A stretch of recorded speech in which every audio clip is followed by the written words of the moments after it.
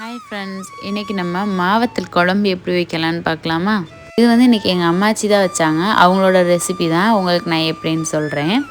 அதுவும் இந்த குழம்ப சூடான சாதத்தோடு வச்சு சாப்பிட்டோம்னா அவ்வளோ டேஸ்ட்டாக இருக்கும். நாங்கள் இன்றைக்கி குழம்புக்கு மாவத்தலும் சீனிவரங்காய் வத்தலும் எடுத்திருக்கோம். இந்த 2 வத்தலையும் 1 மணி நேரத்துக்கு முன்னாடியே சுடுதண்ணியில் போட்டு ஊற வச்சிடணுங்க. அப்போ தான் வத்தல் வந்து நல்லா ஊறி வந்திருக்கும் குழம்பு வைக்கும்போது.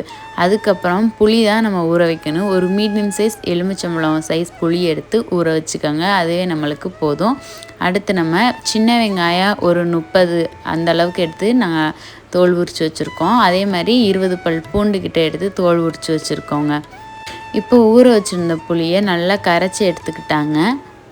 புளி வந்து நிறையா சேர்த்துடக்கூடாதுங்க. ஏன்னா நம்ம வந்து வத்தல் சேர்க்குறனால அதில் இருக்க புளிப்பும் சேர்ந்து ரொம்ப குழம்பு வந்து புளிக்க ஆரம்பிச்சிடும். இப்போது இந்த கரைச்ச புளியை நல்லா வடிகட்டி எடுத்து வச்சுக்கிட்டாங்கங்க. அதுக்கப்புறம் அரிசி கழிஞ்ச தண்ணி நம்ம அந்த குழம்புல சேர்த்தோன்னா ரொம்ப டேஸ்ட்டாக இருக்குமா.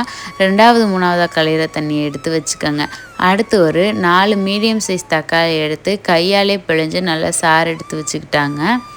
இதை மிக்சிலையும் அரைக்கலாம். இருந்தாலும் இந்த மாதிரி பிழிஞ்சு எடுக்கிறது தான் டேஸ்ட் ரொம்ப ஆத்தென்டிக்காக இருக்கும்னு சொன்னாங்க. அதனால் இந்த மாதிரி செஞ்சு எடுத்துக்கிட்டாங்க. இப்போ கரைச்ச தக்காளியை நம்ம ஆல்ரெடி கரைச்சி வடிகட்டி வச்சுருந்தோம்ல புளி தண்ணியை அது கூட சேர்த்து மறுபடியும் நல்லா பிசைஞ்சு எடுத்துக்கிட்டாங்க. அடுத்து அந்த சாறு எல்லாமே புளி தண்ணியில் இறங்கினதுக்கப்புறமா அந்த தக்காளியோட தோலை மட்டும் தனியாக வடிகட்டி எடுத்துக்கிட்டாங்க. நீங்கள் பாட்டுக்கு அந்த தக்காளி வேஸ்ட்டு நினச்சி கீழே போட்டுறாதீங்க. அதை நம்ம அடுத்து குழம்புல சேர்க்க போகிறோம். அதனால் அந்த தக்காளியை தனியாக ஒரு பாத்திரத்தில் எடுத்து பத்திரமா வச்சுக்கோங்க. அடுத்து அவ்வளோதாங்க. நம்ம இன்றைக்கி குழம்புக்கு தாளிப்பு கொடுத்துடலாம். அடுப்பில் ஒரு பெரிய பாத்திரத்தை வச்சு நல்லா நல்லெண்ணெயை ஊற்றிக்கலாம். இப்போ நல்லெண்ணெய் நல்லா சூடானதுக்கு அப்புறமா வெந்தயமும் சோம்பும் தான் நம்ம இதுக்கு தாளிப்பு கொடுக்க போகிறோம். எண்ணெய் சூடாயிடுச்சான்னு செக் பண்ணிட்டு இப்போ நம்ம சோம்பையும் வெந்தயத்தையும் அதில் சேர்த்துடலாம். சோம்பு வெந்தயமும் நல்லா பொரிஞ்சு வரணும். அது வரையும் கொஞ்சம் வெயிட் பண்ணுங்கள். அடுப்பை கொஞ்சம் சிம்மில் தானே வச்சுக்கோங்க. இப்போ நம்ம சேர்த்து சோம்பும் வெந்தயமும் நல்லா பொரிஞ்சு வந்ததுக்கு அப்புறமா நம்ம நறுக்கி வச்சுருந்த சின்ன வெங்காயம் வெள்ளைப்பூண்டு அது கூட 2 கொத்து கருவேப்பிலையை சேர்த்து நல்லா வதக்கி எடுக்க போகிறோம்.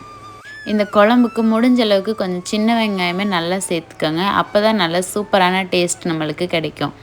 ஒரு 2 நிமிஷம் பக்கமாக வெள்ளைப்பூடும் வெங்காயமும் நல்லா வதங்க வைங்க. வதங்கினதுக்கு அப்புறமா நம்ம புளியில் கரைச்சி அதோட தோல் எடுத்து வச்சுருந்தோம்ல தக்காளி, அந்த தக்காளியை இப்போ இது கூட ஆட் பண்ணிக்க போகிறோம். இப்போ நம்ம தக்காளியும் வெங்காயத்தோடு சேர்த்து நல்லா வதக்கி எடுத்துக்குவோம். இது ஒரு 2 நிமிஷத்துக்கிட்ட வதக்குங்க, அதுவே போதும். அவ்வளோதான். வெங்காயமும் தக்காளியும் கொஞ்சம் ஓரளவுக்கு கண்ணாடி பதத்துக்கு வதங்கி வந்ததுக்கு அப்புறமா நம்ம ஊற வச்சு வச்சுருந்த மாவத்தலையும் சீனிவரங்காய் வத்தலையும் நல்லா கழுவிட்டு மறுபடியும் இது கூட சேர்த்து மறுபடியும் ஒரு வாட்டி நல்லா வதக்கி விடுங்க.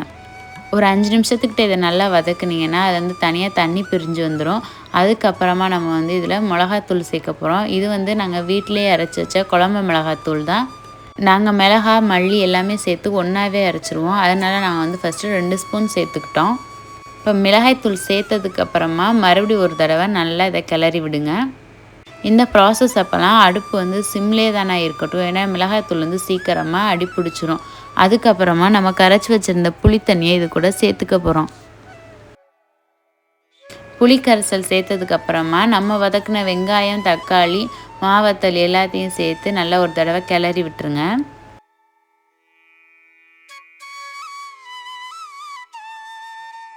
இப்போ அடுத்ததாக நம்ம வந்து அரிசி கழிஞ்ச தண்ணி எடுத்து வச்சுருந்தோம்ல அதையும் இந்த குழம்பு கூட சேர்த்துக்கோங்க. நம்ம அரிசி கழிஞ்ச தண்ணி சேர்க்கும்போது குழம்பு நல்லா இன்னும் டேஸ்ட்டாக வரும்.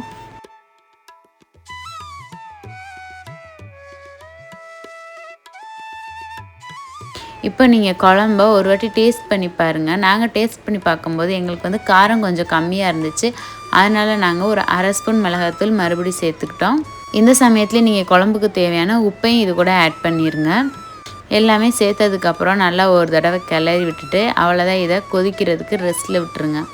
முதல்ல இந்த மாதிரி தான் முறைக்கூட்டி வரும். அதுக்கப்புறம் தான் குழம்பு வந்து கொதிக்க ஆரம்பிக்குது.